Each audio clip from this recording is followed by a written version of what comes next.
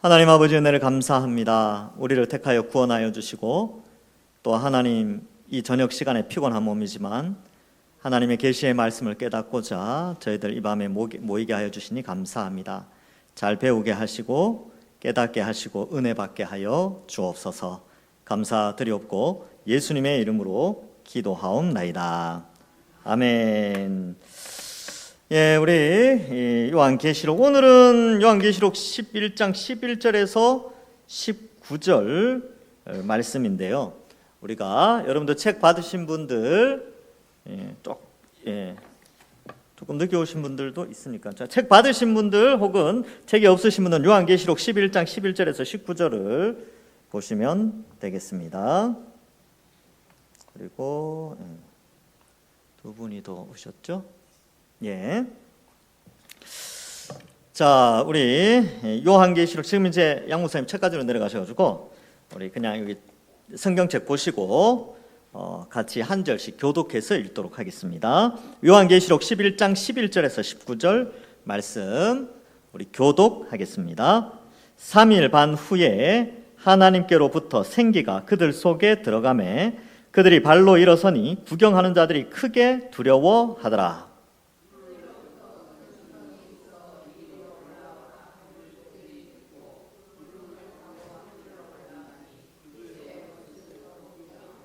그때 큰 지진이 나서 성 10분의 1이 무너지고 지진에 죽은 사람이 7천이라. 그 남은 자들이 두려워하여 영광을 하늘의 하나님께 돌리더라.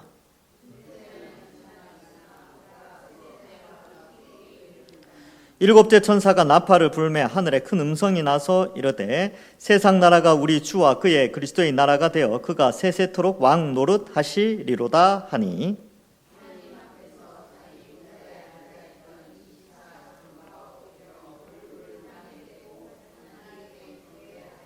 이르되 감사하옵나니 옛적에도 계셨고 지금도 계신 주 하나님 곧 전능하신 이여 친히 큰 권능을 잡으시고 왕 노릇 하시도다.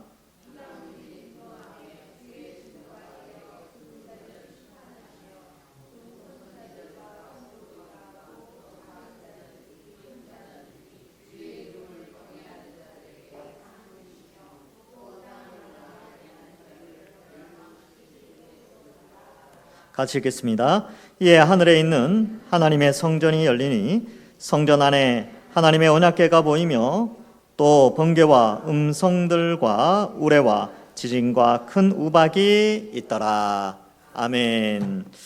예, 우리 요한계시록 지금 11장을 하는데 앞에 내용은 그렇습니다. 이제 1장부터 여기 보면 이제 1장부터 3장까지는 서론인데 일곱 교회에 대해서 설명을 하죠. 근데 이 일곱 교회가 굉장히 어려운 상황 속에 있었습니다. 그렇지만 그 가운데 두 교회는 칭찬하고 다섯 교회에 대해서는 한 교회는 라우디게아 교회 같은 경우는 칭찬은 없지만 나머지 교회들은 칭찬과 꾸중이 함께 있게 됐죠.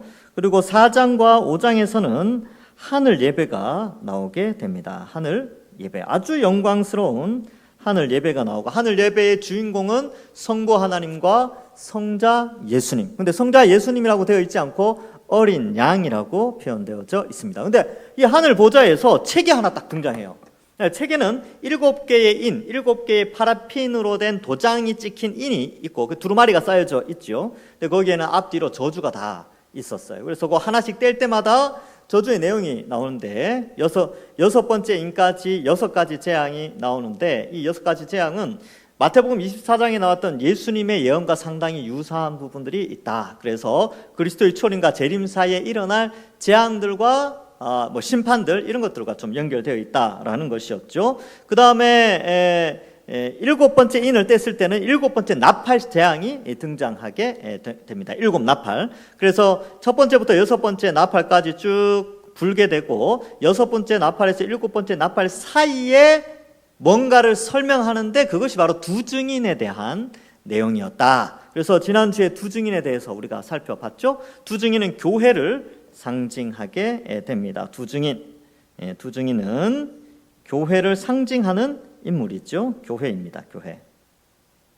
그래서 이 두 증인을 특정 인물로 지정하면 안 돼요. 역사 속에 이 두 증인은 뭐 칼빈이었다든지 아니면 역사 속에 이 두 증인은 뭐 베드로였다든지 이런 식으로 하면 안 된다는 거예요. 이 두 증인은 누군지 아는 게 아니라 이 두 증인은 바로 교회를 상징하는 인물입니다. 그래서 예수님이 파송한 사람들이 있죠. 예수님 둘씩 보냈다라고 했을 때 두 증인이고, 이게 왜 두 명이냐? 법정에서 증인의 역할, 진실을 말하는 증인의 역할은 두 사람이 감당하기 때문에 두 증인이라고 이제 표현하고 있어요. 그래서 교회인데 교회가 어떻게 되었습니까? 이제 모세와 엘리야와 같이 입에서 불이 나가서 세상에 복음을 전파하게 됩니다.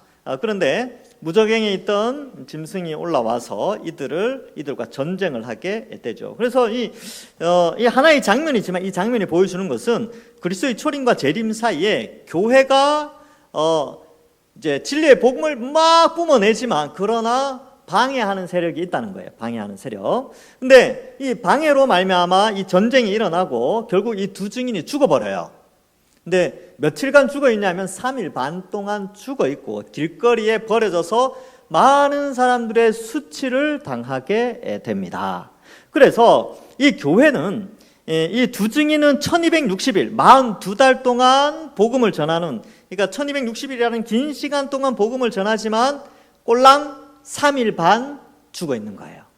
그러니까 굉장히 고난은 짧고 영광은 길다. 이거 기억나십니까? 그래서 이 1260일 동안 복음을 전하는 것은 굉장히 교회의 영광스러운 장면이에요.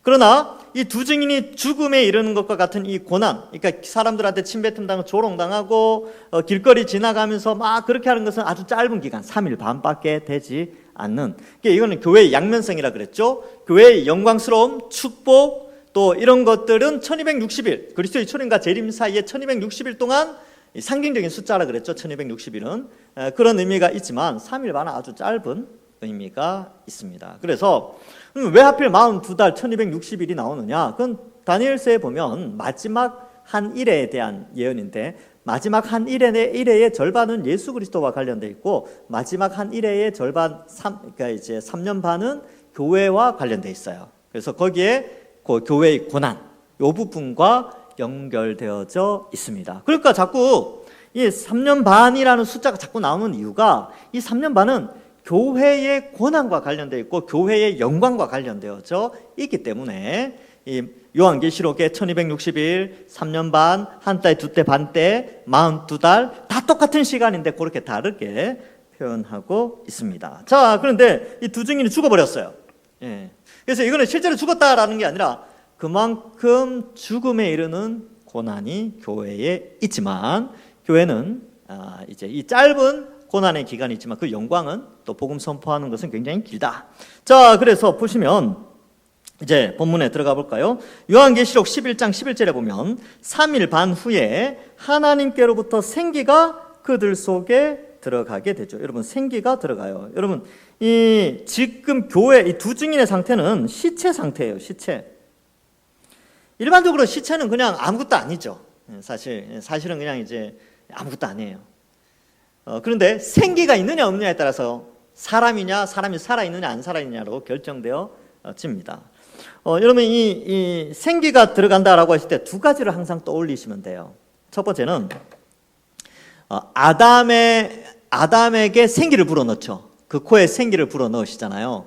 그러면 아담이 원래는 뭐였습니까? 흙이었죠. 흙이에요. 흙. 아담이라는 뜻이 아다마에서 나왔는데 아다마가 흙이라는 뜻이에요. 흙. 그러니까 흙이 아무것도 아닌 땅에 밟히는 흙인데 이 흙에 생기가 들어가면 사람이 된다니까요. 정말 무가치한 존재였는데, 자기가 돈으로 매길 수 없는 그런 아주 무가치한 의미 없는 존재였는데 하나님이 생기를 불어넣으면 어떻게 되냐면 사람이 되어져요. 그 다음에 두 번째 또 기억해야 될 것은 에스겔이 하나의 또 환상을 보죠. 골짜기에 뼈들이 막 마른 뼈, 그러니까 오래된 뼈예요. 오래된 뼈. 도저히 살아날 수 없는 뭐 이렇게 여러 가지 화학적 실험이라든지 과학자들이 이걸 생명을 살려낸다든지 할 수 없는 바짝 마른 뼈들이 막 늘려져 있는 거예요. 그런데 생기야 들어가라라고 대언을 하라. 그러니까 생기야 들어가라 그랬더니 진짜 생기가 들어가서 살이 생기고 근육이 생기고 막 그래서 살아났단 말이죠. 그래서 요 장면, 그 다음에 이제 신약에 넘어와서는 이 성령, 이 오순절날 성령 강림 사건, 요것과도 좀 연결되어져 있습니다. 그래서 하나님이 성령을 우리 속에 불어넣어 주셔서 새 사람이 되게 하셨죠. 마찬가지로 여러분, 시체가 3일 반 동안 있어요. 교회는 마치 죽은 것처럼 그렇게 야, 이 정도 되면 교회는 죽겠구나, 이 정도 되면 이제 죽었다, 3일 반 동안 시체가 있었다면 이제 썩는 냄새가 나고 막 그러겠죠. 근데 놀라운 것은 하나님이 생기야 들어가 하면 끝난다는 거예요. 들어가 하면 살아나는 거예요.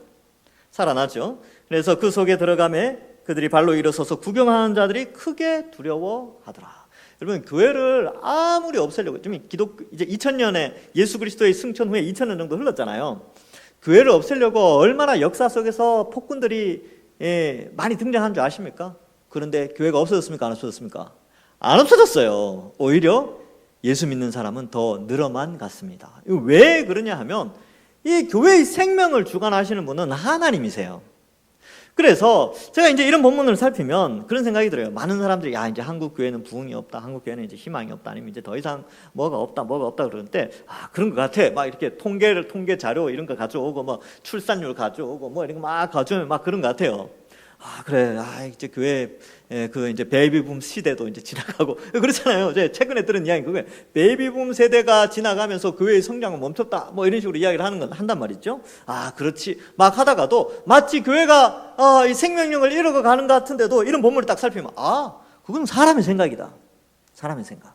하나님이 생기를 다시 한번 불어 넣어 주시면 수많은 사람들이 다시 예수님 믿고 돌아온다는 거죠. 근데 또 그것도 맞아요. 또 통계학적으로 봐도 지금 예수 믿는 사람 10%가 안 되거든요. 이게 무슨 말이냐면 90%는 90% 가운데 수많은 사람들이 그 90% 가운데에서 예수님께 돌아올 사람들이 아직도 많이 남아있다는 뜻이에요. 그러니까 이러한 또 관점을 좀 가질 필요가 있죠. 그래서 교회가 마치 죽은 것 같아도 아니요. 교회의 생명은 인간에 의해서 결정되는 게 아니라, 인간이 생명을 불어넣는 것이 아니라 하나님이 생기를 불어넣으면 끝나는 겁니다. 그래서 여기 11절에 하나님께로부터 생기가 그들 속에 들어가죠. 근데 여기 이제 요거는 약간 상징성이 있는데, 2000년 기독교 역사 속에서 복음 전파의 기간은 주님 오실 때까지죠. 그러나 고난의 짧은 순간도 교회 안에 있다라는 것을 우리에게 메시지로 알려줍니다. 실제적으로 이 3일 반 동안의 죽음의 역사는 교회 역사 속에서 계속 반복되게 일어났어요. 초대교회에 수많은 순교자가 있었죠. 여러분, 우리나라는 어땠습니까? 우리나라도 지금 이렇게 우리가 잘 살고 있지만 이미 우리나라에 복음이 들어왔을 때 이미 많은 순교자들이 있었어요. 그래서 우리 용인에 가면 순교자 기념관에 가면 한 300명 정도, 밝혀진 순교자만 해도 한 300명 정도가 있습니다. 그래서 그러한 것들 볼 때 이런 짧은 기간이 좀 고난의 때가 어떻게 보면 좀 짧죠. 근데 3, 40년 이렇게 잡는다 쳐도 그러나 여전히 교회는 이 복음을 전파하는 것과 고난을 당하는 일이 복합적으로 있는데 이 두 개의 양면성을 가지고 있고, 그러나 고난은 짧다는 거예요. 여기서 보여주는 것은. 자, 그런데 복음의 영광을 나타내는 것은 1260일 3일 반과는 비교할 수 없이 너무나 큰 영광을 교회가 가지고 있다. 그래서 교회는 살아나요. 그들 속에 들어가며 그들이 발로 서서 구경하는 자들이 크게 두려워하더라. 교회가 뭔데? 교회는 저렇게까지 살아남나? 그리고 지금도요, 교회에 대해서 아주 부정적인 사람들이 많죠. 왜냐하면 교회가 잘못한 것들도 많이 있어요. 그러나 교회를 없앨 수는 없습니다. 교회는 하나님이 주관하시는 공동체이기 때문에 그렇죠. 그래서 구경하는 자들, 이 사람들은 이제 예수님 안 믿는 사람들인데 크게 두려워하게 됩니다. 교회는 안 없어져요. 자, 그래서 그러한 부분들을 지금 설명하고 있습니다. 그래서 제가 이제 여러분들이 있는 프린트물에 보면 그 내용이 나오죠. 창세기 2장 7절, 생기를 그 쿨에 불어넣으셨다. 그리고 에스겔 37장 9절 10절, 거기에 보면 인자야 또 내게 이르시되 인자야 너는 생기를 향하여 대언하라. 생기에게 대언하여 이르되 주 여호와께서 이같이 말씀하시기를 생기야 사방에서부터 와서 이 죽음을 당한 자들에게 붙어서 살아나게 하라 하셨다 하라. 그래서 막 살아났어요. 그게 이제 요 생기가 들어가는 것과 연결되어 있고, 교회에도 여전히 지금 시대에도 여전히 이 생기에 불어넣으심이 하나님의 은혜와 긍휼 가운데 있습니다. 그래서 이런 것이 굉장히 중요하다. 그래서 여러분, 교회를 바라보실 때 굉장히 긍정적으로 생각을 해야 돼요. 저 정도 되면 교회가 힘들 텐데, 그게 아니고 하나님이 생기 불어넣으시면 다시 아주 생동감 있게 움직이는 것이 바로 교회입니다. 자, 그래서 그러한 것들. 근데 이제 가끔가다 그런 분들이 있어요. 교회가 죽은 것 같을 때 요 살리는 것은 인간의 노력, 인간의 프로그램 뭐 이런 거 있잖아요. 그래서 뭐 부흥 프로그램 뭐 이런 거, 뭐 이런 프로그램이 결정한다라고 하는데 그거는 조금 인간의 교만이 아닐까. 뭐 저는 그렇게 생각을 한번 해봅니다. 그걸 도움이 될 수는 있겠죠. 그래서 사람이 복음 사역을 감당함에 큰 동기 유발은 될 수 있지만 그것 때문에 생기가 들어오는 건 아닙니다. 하나님의 때에 하나님이 불어 넣으셔야 하는 것이죠. 그래서 하나님의 주권적 선택으로 생기를 불어 넣어야, 곧 성령을 불어 넣으셔야 교회는 활동을 하게 되고 살아나게 된다. 자, 그래서 우리가 반드시 기억해야 될 것은 교회는 쇠퇴하지 않을 것이고 하나님이 반드시 택하신 자들을 살리신다는 믿음과 교회를 끝까지 붙잡고 계신다는 인식을 버려서는 안 된다는 것이에요. 두 증인을 끝까지 책임져요. 하나님은 어디까지 책임지느냐? 부활하여 승천할 때까지. 그래서 12절에 보면 하늘로부터 큰 음성이 있어 이리로 올라오라 함을 그들이 듣고 구름을 타고, 이 표현도 참 의미가 있죠. 하늘로 올라간다. 이 표현은 여기 이제 상징적인데, 이거는 이제 최후의 교회의 들림과 좀 연결되어질 수 있죠. 그리고 교회의 운명을 설명해 줍니다. 우리의 운명이에요. 우리가 이 땅에서 예수님 믿고 고난당하는 가운데 있지만 우리는 결국 하나님께로 승천하는 존재, 하나님께로 올라가는 존재. 물론 나중에 다시 새하늘과 새 땅으로 이 땅에 다시 임하지만 그러한 운명을 가지고 있구나. 교회는 바로 그런 존재구나 라는 거예요. 이리로 올라오라. 그래서 나중에 여러분, 이거는 이제 좀 그런데 우리가 살아있을 때 예수님 오시면 어떠냐면 우리가 주님을 공중에서 만나 뵙죠. 그리고 땅은 새하늘과 새 땅으로 변화되면 우리가 주님과 함께 거룩한 부활의 몸을 가지고 이 땅에서 영생 복락을 누리게 됩니다. 그래서 이리로 올라오라 그러면 그때 올라가겠죠. 혹은 우리의 생명이 끝날 때까지도 주님 안 오신다면 여러분, 어느 날 기력이 다하고 연수가 다하였을 때 이 음성이 들릴 수 있어요. 우리한테는 안 들려요. 우리한테는 안 들리는데 아마 저는 이런 음성이 들리지 않을까. 이거는 거룩한 상상력입니다. 누워 있는데 이제 하나님, 제가 기력이 다 했습니다. 이렇게 이제 기도하고 있으면 하늘에서 음성이 들리죠. 이리로 올라오라. 얼마나 감동일까요? 이게 신앙인의 죽음은요, 이게 아주 이렇게 두려운 것이 아니라 상당히 영광스럽고 감동적이면 그런 거예요. 그래서 저는 이리로 올라오라 이 표현이 참 은혜가 됐습니다. 여러분, 언젠가 이 음성 들을 때가 있습니다. 우리 인생이 끝날 때라든지 우리가 살아있을 때 주님 오실 때 있는 거죠. 그럼 우와, 얼마나 좋을까요? 들어갈 수 없는, 보통 사람들은 들어가고 싶어도 못 들어가는데 우리는 그냥 주님이 부르시니까 탁 들어가는 것이죠. 자, 어쨌든 두 증인은 부활하여서 이제 하나님의 부르심에 응답하여 구름을 타고, 이 표현은 굉장히 영광스러운 표현이에요. 예수님 구름 타고 올라가셨잖아요. 우리가 그런 이 두 증인도 예수님과 연합된 존재이기 때문에 같은 운명으로 영광스러운 하나님께 들림을 받는다라는 것을 의미합니다. 그래서 구름을 타고 하늘로 올라가니 그들의 원수들도 구경하더라. 그래서 엘리야하고 에녹도 구름을 타고 올라갔다는 표현은 없지만, 엘리야야 바람을 타고 올라가지만, 그러한 역사 속의 하나의 두 장면을 통해서 우리도 주님 오셨을 때에 그 장면이 이제 재현되는 거죠. 주님 이 땅에 재림하실 때 죽음을 맛보지 않고 하나님과 함께 있다가 부활의 몸을 가지고 이 땅에서 우리가 영원히 살게 됩니다. 자, 그래서 원수들도 구경하죠. 여러분, 이 얼마나 비참한지 아십니까? 이 원수들이 이 비참함에 되는 거예요. 그러니까 그럼 잘 봐요. 다 천국 가는데 자기는 천국 못 가고 있어. 그러면 결국 주어진 건 뭡니까? 지옥 형벌 아닙니까? 이리로 올라오라 이거 못 들었어. 근데 옆에 막 올라가고 있는 거죠. 그런 관점에서 원수들은 구경하지만 그들은 굉장한 두려움이 있지요. 그런데 여러분, 이때 봐서 여기 보면 13절에 그 남은 자들이 두려워하여 영광을 하늘에 하나님께 영광을 돌리잖아요. 이게 예수님 믿은 것이 아니라 이미 기회는 없어요. 그러나 이 모든 되어진 것을 보고 하나님의 존재를 인정하는 정도죠. 하나님 정말로 살아계시군요. 그래서 불신자이지만 하나님께 영광 돌리는 경우가 있습니다. 그 느부갓네살 같은 경우도 다니엘서 4장에 보면 그 내용이 나오죠. 느부갓네살이 개종을 하진 않아요. 그런데 다니엘의 하나님을 보고 영광을 돌리게 되면 그 사드락 메삭 아벳느고의 하나님께 영광을 돌리는 장면이 나오는데, 그렇다고 개종을 해서 예수님 믿었다, 하나님 믿었다 이렇게 보진 않아요. 그래서 이러한 표현들은 구원에 대한 표현이 아니라 하나님의 구원의 역사에 대한 세상의 반응, 원수들의 반응을 표현하고 있습니다. 자, 그래서 이러한 부분들 자, 봅시다. 자, 이제 그러면 이제 11장의 교회의 운명을 제가 잠깐 요약해 드릴게요. 자, 보세요. 첫 번째, 교회는 앞부분에 보면 42달 1260일 동안에 영광스러운 영광의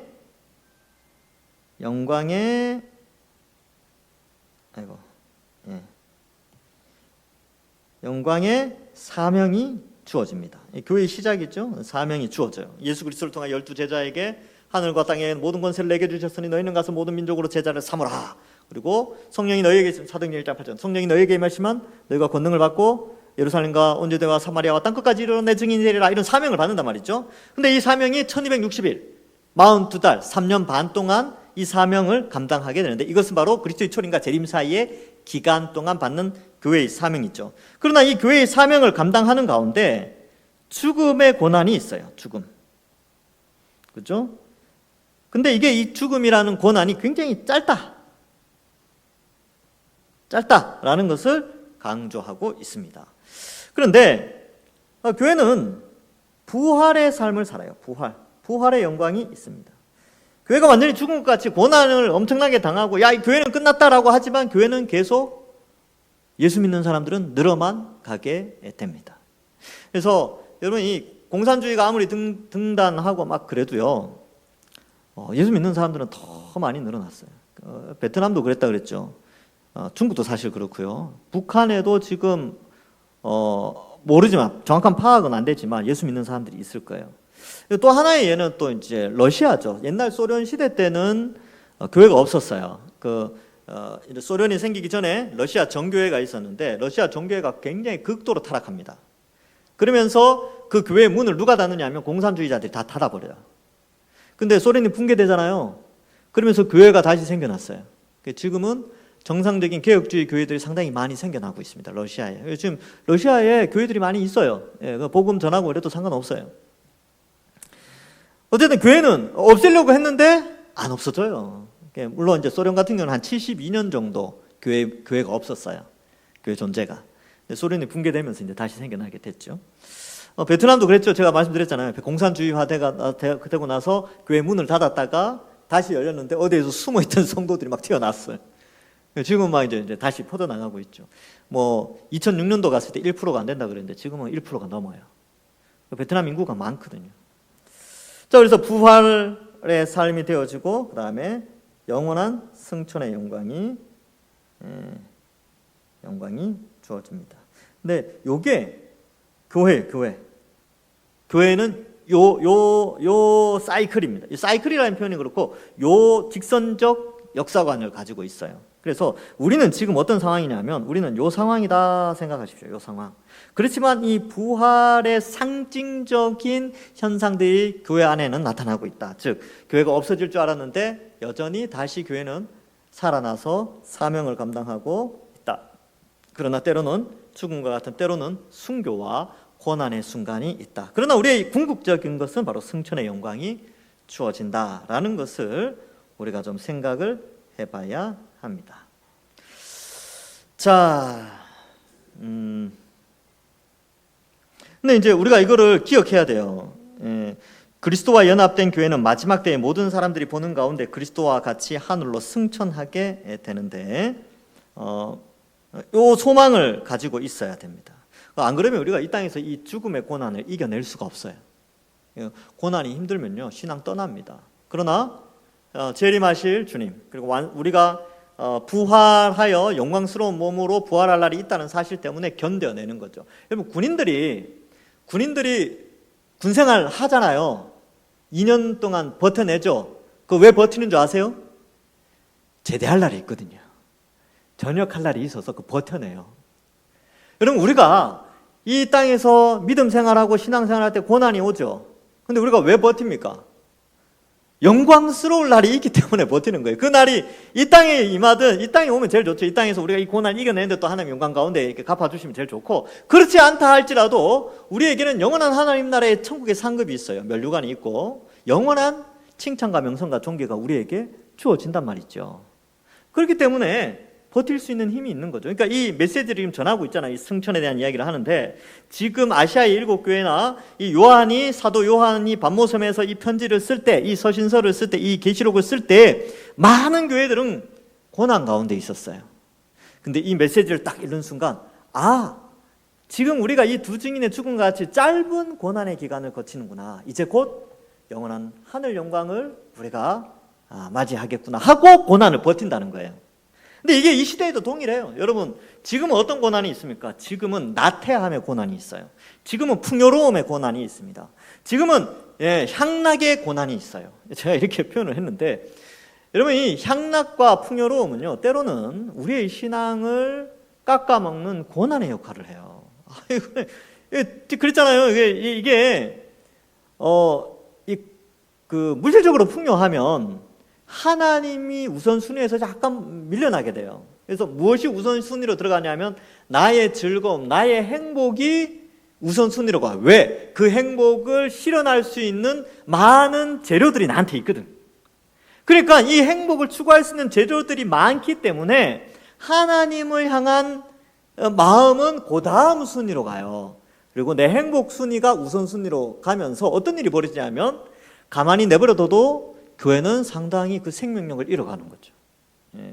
그래서 이런 안타까운 시대에 우리가 살고 있다. 그래서 이럴 때일수록 좀 긴장을 좀 많이 해야 됩니다. 내가 더 이 주를 위해서 이 시대 가운데 내가 어떠한 고난의 길들을 걸어갈 수 있을까? 내가 어떻게 십자가의 길을 걸어갈 수 있겠는가? 이 고민을 한번 해봐야 된다는 거예요. 그래서 여러분, 이 신앙생활하면서 많은 어려움이 있을 때 고난이 온단 말이죠. 그럴 때마다 이게 주를 위한 고난이라면 내가 지금 신앙생활 어느 정도 좀 하고 있구나, 이렇게 생각하시면 돼요.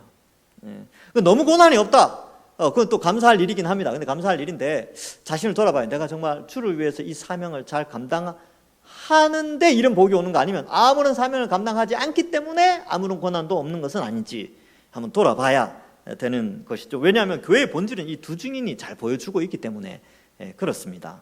자, 그래서 어쨌든 우리는 3일반의 죽음을 바라보는 자가 아니고요, 부활하고 생기가 그 속에 들어가고 부활하여 승천하는 두 증인에 집중을 해야 됩니다. 그래야 현재 눈에 보이는 상황 속에서 올바른 신앙생활을 할 수 있는 것이죠. 근데 죽음은 눈에 가까워요.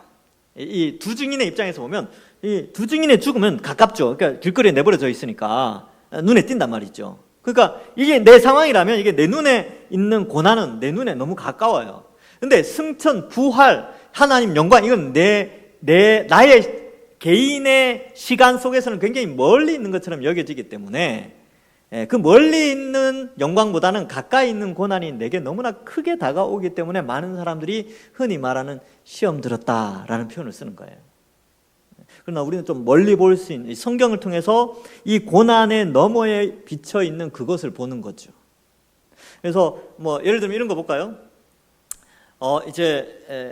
그 군인들이 막 쪼그레뛰기 하고 PT 막 운동하고 막 고난 당하는데, 요거 다 끝내면 저기 앞에서 엄청난 맛있는 삼겹살 이렇게 그 있습니다. 돼지를 막 돌리고 있는 거죠. 그럼 어때요? 운동장 연병장에서 막 고통받는 사람들, 저거 먹을 거, 저 화려한 먹을 거, 저거 생각하면서 견뎌낸단 말이죠. 또 그 옆에 보니까 또 막 음료수도 있고, 또 상금들이 다 이렇게, 이 상금 이렇게 봉투도 막 있고, 금덩어리도 막 있고, 그죠? 여기 또 이렇게 하여튼 그런 좋은 것들이 막 비치되어 있으면 어떻습니까? 그 훈련을 견뎌내요, 못 견뎌내요? 견뎌낸다니까요. 다 견뎌내요. 왜? 주어진 보상이 크면요, 눈앞에 보이는 이 죽음과 같은 고난이라도 그 죽음과 같은 고난 속에 그 너머에 있는 영광스러운 상을 볼 수 있는 눈이 있으면 그 고난 너머의 것을 이제 넘어서 그 고난을 이겨낼 수 있는데, 그 너머에 있는 그러한 것들을 볼 수 있는 눈이 없으면 그 현재 앞에 있는 죽음 앞에서 좌절하고 낙심하고 무너진단 말이죠. 그러니까 우리 신앙이 무너지는 이유가 거기에 있어요. 왜? 눈앞에 보이는 고난이 너무 크니까 확 무너져 버리는 거죠. 근데 그 멀리 있는 영광을 볼 수 있도록 해주는 것이 바로 성경입니다. 이 성경이 그래서 중요한 거예요. 그래서 저도 마찬가지입니다. 저도 마찬가지고 여러분들도 마찬가지예요. 왜? 우리 눈앞에 보이는 이 죽음에 이르는 고난, 어떤 환난들은요, 우리에게 다양하게 오거든요. 진짜 공포적으로 올 때도 있고요, 향락으로 올 때도 있어요. 예, 이 세상의 향락, 즐거움, 이런 것들로 다가올 때가 있고, 신앙을 버리게 만드는. 예, 그런데 우리는 이런 내용들을 보면서 교회는 본질상 이러한 정체성을 가지고 있구나라는 것을 가지고 살아가야 하는 것이죠. 자, 그래서 우리는 인내하고 온전한 믿음을 지켜 나가야 하는 것입니다. 자, 13절에 보면 그때 큰 지진이 나서 이런 표현이 있죠. 큰 지진이 났다. 이제 하나님 심판, 성의 10분의 1이 무너졌다. 10분의 1은 많이 죽은 거예요. 그래서 여러분 지금 80억 인구인데 80억 인구의 10분의 1, 8억이 죽었어요. 굉장한 거죠. 근데 앞에서 우리 살펴봤죠. 또 성의 3분의 1이 무너질 때도 있죠. 그러니까 성이 무너졌다라는 표현, 그 다음에 지진이 일어났다는 것은 하나님의 심판을 의미합니다. 그래서 죽은 사람이 7천이다라고 했는데 많은 숫자가 죽었다. 만약에 이제 이 성의 10분의 1이 무너지고 7천이 죽었다는 것은 수학적으로 단순히 계산하면 그 성 안에 7만이 살고 있었는데 7만 가운데 7천이 죽었다. 이렇게 상징적으로 해석을 해본다면 상당히 많은 사람이 죽게 되죠. 그러나 남은 자들은 두려워하고 영광을 하나님께 돌리지만 이들은 회개하는 그런 개념이 아니라 이 교회는 승천하였고 남은 자들은 비참한 최후를 맞이하게 된다라는 것을 의미합니다. 자, 보세요. 자, 다시 한번 여기서 주의를 한길할 것은 앞에 인심판은 마태복음 24장과 연결되어져서 그리스도의 초림과 재림 사이에 일어날 예수님의 예언들을 상징적으로 보여준다라고 했고, 나팔심판은 출애굽기와 연결되어져서 최후 심판을 상징적으로 약식으로 보여준다. 그래서 왜 그러냐 하면 이 출애굽기 10재앙은 이스라엘과는 상관이 없었거든요. 이스라엘과는 상관이 없고 이집트 사람들에게만 이 재앙이 내려졌어요. 그래서 이 나팔 심판은 최후 심판, 즉 최후 심판은 예수 믿는 사람들에게는 없고 예수를 믿지 않는 자들에게만 있기 때문에, 그래서 이 나팔 심판은 최후 심판을 상징하게 되는데, 이 표현들, 그래서 이 두 증인에 대한 내용이 나오는데 여기에 제외된 원수들 혹은 남은 자, 여기 표현된 성에서 남은 자들, 인 자들은 다 최후 심판을 받을 자들에 대한 모습을 나타내게 됩니다. 자, 그래서 여기서 보면 또 이제 한 가지 알 수 있는 것은 교회는 소수예요. 교회는 두 증인이죠. 근데 교회가 아닌 예수를 믿지 않는 자들은 엄청난 많은 다수입니다. 많은 다수의 사람들이에요. 그래서 세상 속에서 교회는 항상 소수입니다. 참된 신자는 소수예요. 얼마 안 됩니다. 지금 우리 이제 통계학적으로 한 800만 되거든요. 지금 5,200만 명 인구 중에 기독교인 수가 800만인데 그 가운데서 온갖 이단들 다 포함해서 800만이에요. 그러니까 이단들도 다 자기들이 기독교인이라고 신청하거든요. 그 통계를 내거든요. 근데 그 가운데 진짜 개혁주의 신앙, 종교개혁의 후예들, 참된 종교개혁의 후예들이 과연 몇 명이나 되겠습니까? 500만 될까요? 500만? 500만 정도 된다고 칩시다. 그러면 10분의 1밖에 안 돼요. 그러면 10명 중에 9명은 불신자예요. 그 가운데 그리스도인들은 항상 소수죠. 그러니까 어려움을 당하는데, 그러나 두 증인은 승천하지만 나머지는, 많은 다수는 형벌을 받게 된다. 그래서 이런 것들 좀 기억할 필요가 있습니다. 그래서 여러분들 신앙생활 할 때 이런 것들 잘 기억하시기 바랍니다. 그다음 14절에 보면 둘째 화는 지나갔으니, 이 둘째 화가 뭐냐면 여섯 번째 나팔을 의미합니다. 앞에 독수리가 한번 등장했어요. 화로다라고 했을 때 첫 번째 화는 다섯 번째 화, 다섯 번째 나팔, 두 번째 화는 여섯 번째 나팔, 그 다음에 세 번째 화는 일곱 번째 나팔인데, 이 일곱 번째 나팔은 일곱 대접 심판으로 나타나게 됩니다. 자, 어쨌든 일곱 천사가 나팔을 불죠. 이제 그 대접 심판이 등장하기 전에, 대접 심판 전에 뭔가 또 환상을 보여주는 거예요. 하늘에 큰 음성들이 나오죠. 음성이 아니라 음성들이기 때문에 이거는 하나님의 음성이 아니라 하늘에 있는 어떤 존재들의 소리들을 의미합니다. 나서 이르되 세상 나라가 우리 주와 그의 그리스도의 나라가 되어 그가 세세토록 왕노릇 하리로다, 이렇게 표현하고 있습니다. 그러면 자, 여기 보면 이제 큰 음성들이라고 했을 때 뒤에 나오는 24장로일 수도 있고요. 그 다음에 14만 4천일 수도 있고, 허다한 무리일 수 있고, 그렇게 되죠. 근데 요 무리는 어때요? 요 무리는 다 교회를 상징합니다. 교회. 이거는 앞에서 좀 다뤘어요. 교회를 상징하는 표현들이에요. 그 다음에 뭐 천군 천사가 있을 수도 있죠. 천사들. 근데 이 큰 음성들은 구체적으로 누군지는 알 수 없지만 이런 대상들을 다 포함하고 있습니다. 그러면서 이 큰 음성들이 뭐냐면 세상 나라, 이 지구상에 존재하는 나라가 우리 주와 그의 그리스도의 나라가 되어 삼위일체 하나님의 나라가 되는 것이죠. 되어 그가 세세토록 왕노릇 하리로다. 그래서 이 온 땅은 원래 창조 전부터, 창조 때부터 지금까지 그냥 하나님의 통치 아래에 있습니다. 그러나 완전한 하나님의 나라가 되는 것은 이제 세세토록 준비되는 거예요. 자, 또 한번 말씀드릴게요.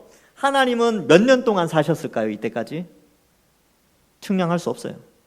영원이죠, 영원. 앞으로는 얼마나 더 사실까요? 영원토록 사세요.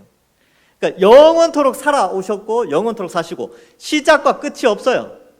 하나님은 스스로 존재하는 분이시죠. 여호와 하나님이십니다. 그런 관점에서 지구가 생겨나고 인류의 역사 뭐 이런 것들은 6,000년밖에 되지 않았습니다. 이 관점에서 보면 여러분 이 세세토록 왕노릇 하시리로다, 이것은 하나님의 영광스러운 통치를 의미하고 이미 이 세상은 하나님의 통치 아래에 있습니다. 그러나 지구 아래에 지구라는 이 거대한 땅 안에 여러 나라들이 있는데 그 다 죄 가운데에서 나라들을 형성해 가 있는 거예요. 근데 그러한 가운데에서도 하나님은 여전히 통치하고 있는데 그 통치가 어떻게 나타나냐면 예수님이 하나님 우편에 앉으셔서 교회를 통하여서 복음을 전파함으로 왕노릇하고 계셔요. 지금도. 그죠? 왕노릇하고 계시죠? 그러면 예수님 오시기 전에는 세상은 누가 다스렸어요? 이 세상도 역시 하나님 다스리셨어요. 그럼 물론 마귀가 이 땅으로 내려와서 인간 사회를 좀 어지럽히게 하지만 모든 것은 하나님의 주권 아래에 있습니다. 욥기를 보면 알 수가 있죠. 인간에게 고난을 주는 마귀의 존재도 역시 하나님께 항상 허락을 받아요. 그래서 하나님이 구속의 때까지 마귀의 일시적인 활동을 허락해 주십니다. 그러니까 온 세상은 원래 하나님의 통치 아래에 있고, 이 그리스도의 나라라는 표현을 쓸 때는 이제 결국은 예수 그리스도의 십자가 부활 승천 이후에 역시 하나님 그리스도의 나라가 이제 영원토록 되어진다라는 그런 의미도 포함하고 있습니다. 그래서 이러한 천상의 존재들이 온 세상을 다스리는 분은 삼위일체 하나님 그리고 예수 그리스도가 왕노릇 하신다. 이 왕노릇하는 이제 1차적으로는 초림과 재림 사이에서는요, 어떻게 왕노릇 하시냐면 교회를 통하여서 복음 선포, 복음을 전함으로 하나님의 백성들을 불러 모으며 왕이 그의 백성을 불러 모으고 있습니다. 어떻게? 교회를 통해서. 그게 지금 통치하고 있어요. 통치하고 있고, 그 다음에 재림 이후에는요, 재림 이후에는 완전히 삼위일체 하나님의 나라가 되죠. 그래서 고린도전서 15장에 보면 성자 예수님이 그 나라를 아버지께 돌려드린다라는 표현까지 써요. 재림 후에는. 그래서 재림 후에는 온 세상이 죄 없는 완전하고 완성된 하나님 나라가 되는 것이죠. 자, 이런 관점이 필요합니다. 자, 그러면 이런 관점을 가지고 우리의 생각도 그렇게 해야 돼요. 그래서 지금도 주님이 다스리신다. 주님이 우리를 다스리신다. 그리고 여러분들이 그 다스림 안에 있어요. 여러분 여기 앉아 있잖아요. 지금 수요일 저녁에 여기 왔단 말이죠. 왜 왔는지 아세요?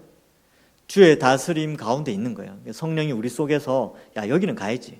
여기 와서 수요일날 수요 예배도 드리고 있지만 또 양육 과정도 하고 또 토요일날 오시는 분들도 있거든요. 토요일은 또 토요일 오시는 분들도 공부하고 또 주일날 또 우리 1, 2부 예배 드리잖아요. 왜 드립니까? 주님이 다스리시는 그 통치에 순종하는 백성이기 때문에 또 주일날 예배를 드리고 그렇게 하는 것입니다. 자, 그러한 관점으로 좀 이해하시면 되고, 그리고 우리도 이제 이 왕노릇에 동참하죠. 우리도 복음을 전하는 이 일을 하니까 그렇게 이제 이해하시면 됩니다. 그러니까 약간 이렇게 생각하세요. 그러니까 쉽게 생각하면 나라의 대통령이 있잖아요. 행정의 대표죠. 대통령이 장관들을 세워요. 장관들. 왜? 일을 하라고 세우잖아요. 그러니까 최고 통치수장이, 이렇게 행정적 통치수장이 다른 행정을 제대로 하기 위해서 장관을 세우듯이 왕이신 예수 그리스도께서 이 땅에 복음 전파라는 하나님의 거대한 구속의 계획을 이루기 위해서 교회를 세우시는 거예요. 교회가 그 사명을 감당하는 것이죠. 그러니까 교회는 굉장한 영광 가운데 있는 거죠. 하나님의 통치에 동참하여 이 공무를 수행하고 있는 것입니다. 얼마나 위대한 일입니까? 우리가 교회에 기속됐다는 것은 상당히 중요한 하나님 나라의, 어떻게 보면 여러분들 다 하나님 나라의 공무원 이렇게 표현할 수 있을까요? 아주 높은 직급을 가진 그런 자들로 우리가 다 부름을 받은 것이죠. 자, 그래서 이 관점, 예수님이 또 하나님이 왕노릇하고 계신다. 자, 16절 이하를 봅시다. 하나님 앞에서 자기 보좌에 앉아있던 24장로, 이건 교회를 상징한다 그랬어요. 교회. 천상의 교회 뭐 이렇게 생각할 수도 있고, 뭐 지상과 천상의 교회를 합쳐서 24장로, 구약의 12 야곱의 12아들을 상징하는 구약의 이스라엘, 또 신약의 12제자를 상징하는 신약의 이스라엘, 새 이스라엘 합쳐서 24장로. 이것은 단순히 진짜 24명을 말하는 것이 아니라 교회를 상징하고 있다, 이렇게 이해하시면 됩니다. 교회 공동체가 엎드려서 얼굴을 땅에 대고 하나님께 경배하죠. 저도 이제 오늘 이거 말씀을 준비하면서 내가 지금 이제 제 사무실에서 말씀을 막 하면서 내가 지금 양복을 입었지만 무릎을 꿇고 얼굴을 땅에 대고 하나님을 찬양해야 되나 이렇게 고민을 실제로 하진 않았지만 그렇게 될 때 이게 얼마나 영광스러울까. 그리고 가끔 이제 수련회 가면 이제 신발 벗고 들어가는 데 가서 이제 기도할 때가 있잖아요.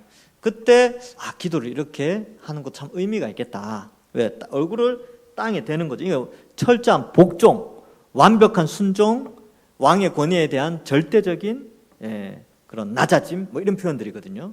그래서 교회는 그렇습니다. 교회는 창조주 하나님 앞에서는 우리가 비록 자녀의 신분을 가졌지만 때로는 왕 앞에 두렵고 떨리는 마음으로 이러한 자세도 필요한 거예요. 자, 그래서 얼굴을 땅에 대고 하나님께 경배하게 됩니다. 자,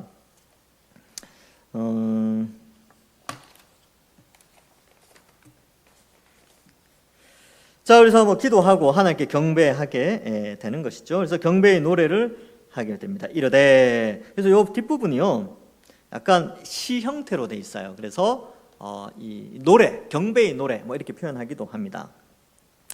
감사옵나니 옛적에도 계셨고 지금도 계신 주 하나님 곧 전능하신 이여, 친히 큰 권능을 잡으시고 왕노릇 하시도다. 이게 약간 노래라고 생각하시면 됩니다. 여기 노래라 그러면 또 이제 요즘 젊은 애들은 이거 랩 같은데요? 뭐 이렇게 표현하는 사람도 있어요. 그걸 랩으로 막 이렇게 할 수도 있겠죠. 자, 어쨌든 이렇게 감사의 찬양을 올려드리게 됩니다. 교회는 감사하는 것이죠. 왜 그렇습니까? 지금 흐름이 두 증인은 고난 가운데 죽었지만 부활하여 영광스러운 하나님의 백성이 되었어요. 영광을 받죠. 땅은 이제 심판을 받아요. 남아있는 자들, 지금 1차적으로 지진이 일어나서 10분의 1이 무너지고 7,000명이 죽었지만 남은 자들도 다 심판을 받아요. 그러니까 천상에 있는 교회는 이 장면을 보면서 하나님의 심판과 구원, 두 증인의 승천과 남은 자들의 심판, 구원과 심판을 보면서 하나님의 위대하심을 경배하게 됩니다. 그래서 옛적도 계셨고 지금도 계신 주, 영원하신 하나님이시죠. 전능하신 하나님이십니다. 큰 권능을 잡으시고 왕노릇 하시도다.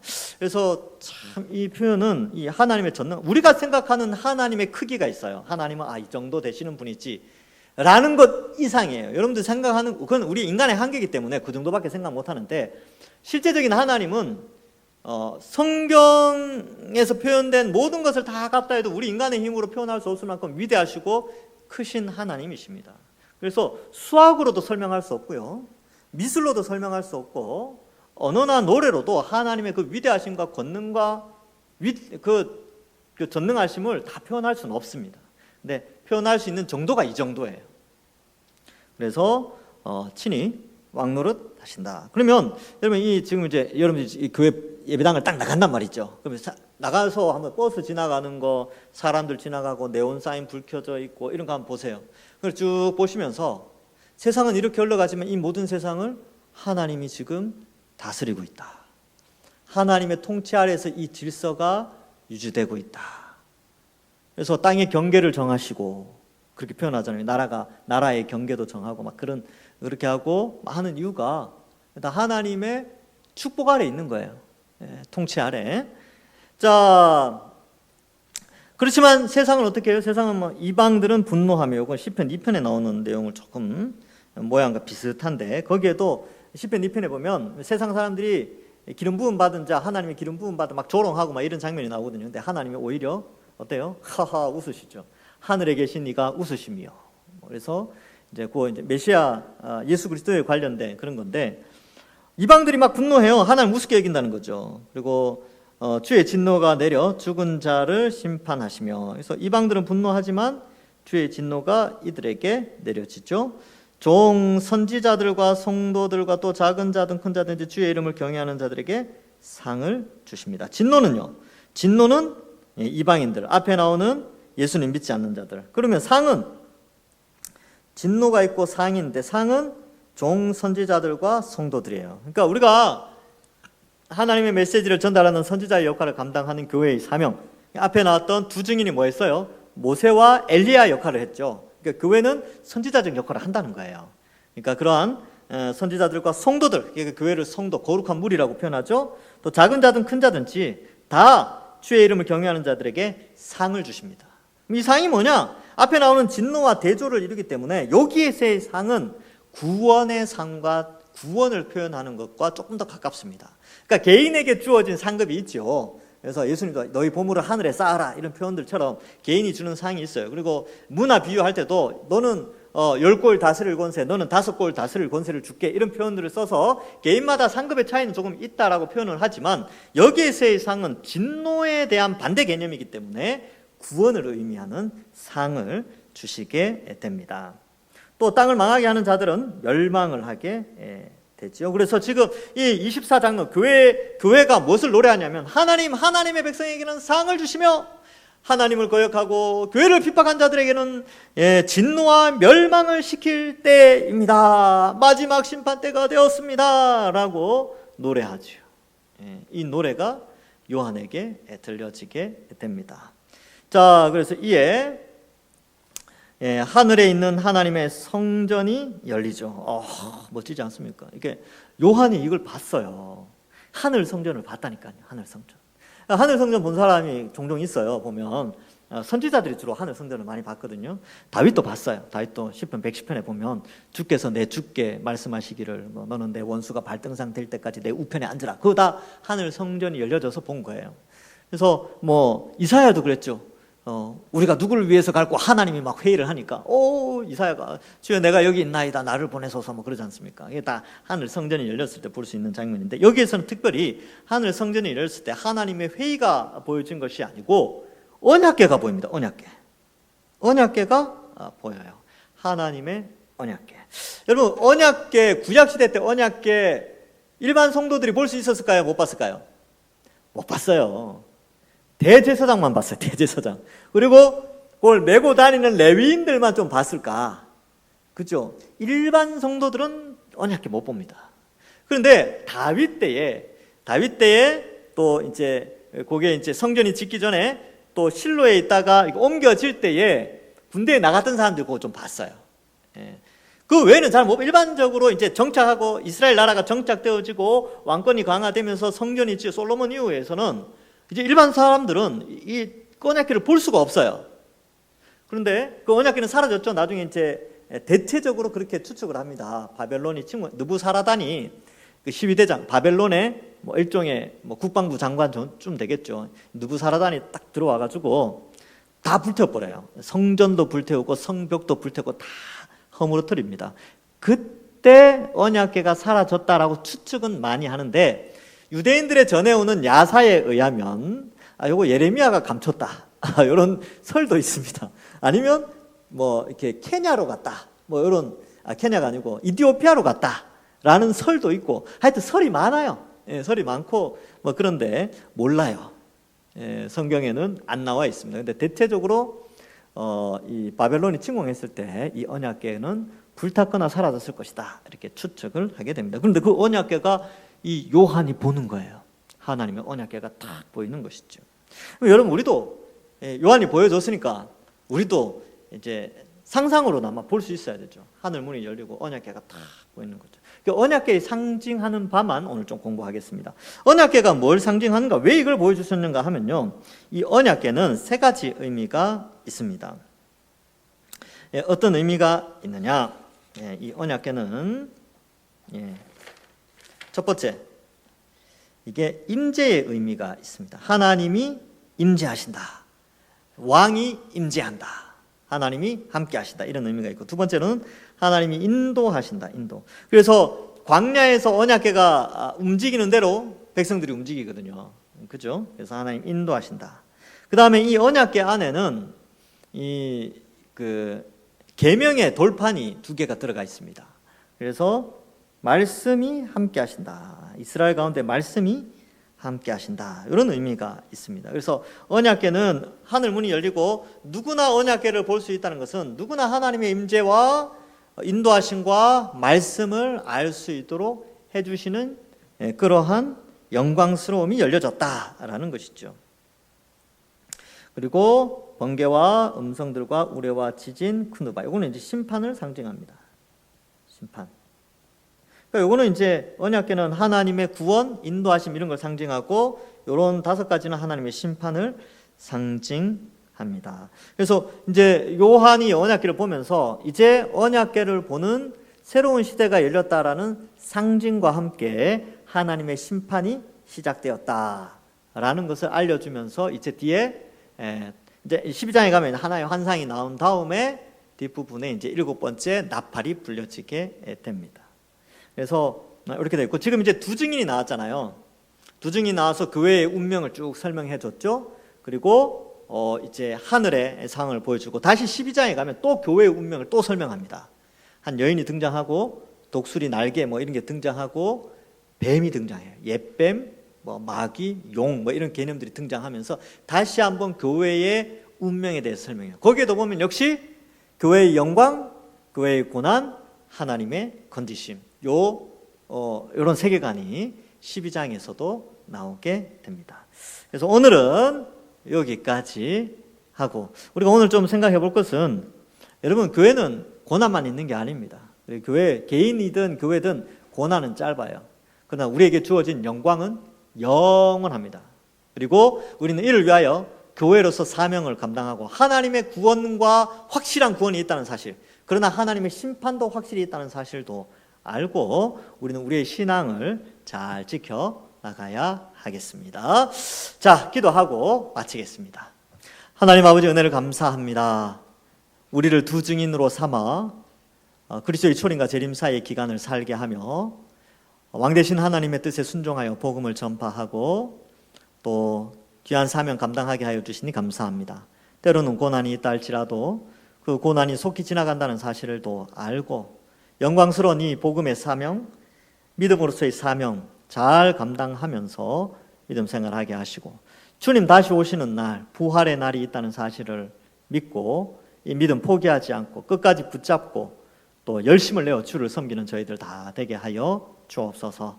이 악한 세상 속에서 더욱 견고한 믿음을 가지고 살아가는 저희들 다 되게 하여 주실 줄 믿사옵고 감사드리오며 예수님의 이름으로 기도하옵나이다. 아멘. 수고하셨습니다.